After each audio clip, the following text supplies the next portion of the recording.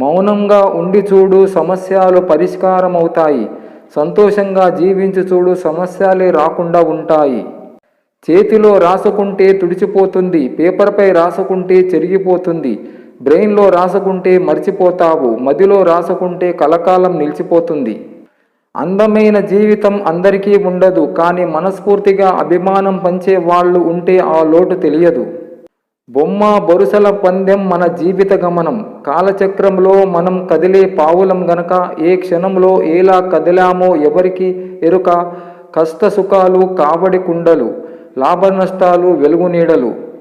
చిన్నప్పుడు తప్పటడుగులు వేస్తే ముద్దిస్తాయి, పెద్దప్పుడు తప్పటడుగులు వేస్తే ముప్పు తెస్తాయి. కాలం చాలా గొప్పది, కాలంతో పాటు ఎవరు ఎలాంటి వారో మనకు తెలియజేస్తూ ఉంటుంది. అందరూ అనుకుంటారు భూమి ఆకాశం ఎప్పటికీ కలవవని, కానీ వారికి తెలియదు ఒకటి లేకపోతే రెండోది ఉండదని. అలాగే కొన్ని బంధాలు కూడా అంతే, మనుషులే దూరమవుతారు, వారి మనసులు కాదు. మనం పుట్టినప్పుడు మనల్ని ఎవరు వచ్చి చూశారో మనకు తెలియదు. మనం మరణించాక మనల్ని ఎవరు చూడటానికి వస్తారో కూడా మనకు తెలియదు. కాబట్టి మనం బ్రతికి ఉన్నప్పుడు మనతో ఉన్న వాళ్ళను మనసారా ప్రేమించండి, ఆప్యాయతలను పంచండి. ఈరోజు కాకపోతే ఎప్పటికైనా నీ తరాల వారు వాటి ఫలాలు అందుకోవచ్చు. నిన్ను నువ్వు తెలుసుకోవడం కోసం బ్రతుకు, 10 మందికి బ్రతికించుకోవడం కోసం బ్రతుకు. అదే గొప్ప జీవితం, అందులోనే నిజమైన ఆనందం ఉంది. మెరుగు పెట్టకుండా రత్నానికి, కష్టాలు ఎదుర్కోకుండా మనిషికి గుర్తింపు రాదు. జీవితంలో బాగా గుర్తుపెట్టుకో, ఒకరి దగ్గర అడుక్క తిన్నా పర్వాలేదు, కానీ ఒకరిని అన్యాయం మోసం మాత్రం అస్సలు చెయ్యకు.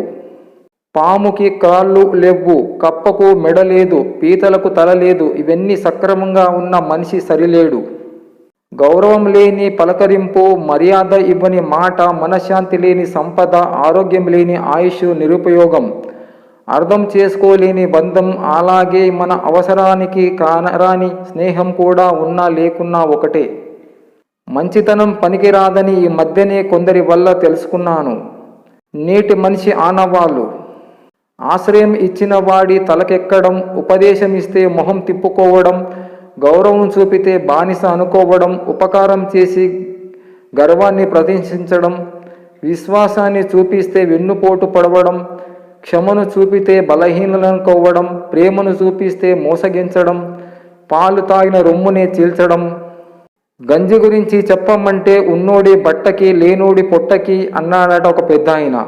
భోజనానికి వేళలు చెప్పండి అని ఓ పండితుని అడిగితే లేనోడికి దొరికినప్పుడు ఉన్నోడికి అరిగినప్పుడు అన్నాడట. ఈరోజు అబద్ధాలతో మోసాలతో కీర్తి ప్రతిష్టాలను ఎంత గొప్పగా నిర్మించుకున్నా అవి కుప్పకూలి పోవడానికి ఒక్క నిజం చాలు. అందుకే కష్టమైనా సరే నీతిగా బ్రతకడమే మనిషికి ఉత్తమమైన మార్గం.